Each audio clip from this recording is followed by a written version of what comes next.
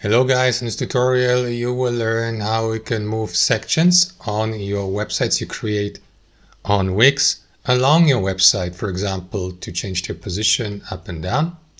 If you'd like to, for example, reshuffle these sections and put, the header at the bottom or any of these images and sections, this is how you can do it, guys.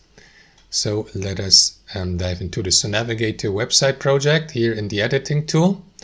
And what you want to do is click into the given section. So let me scroll down on that page here, and you will see, for example, let's go with that footer here.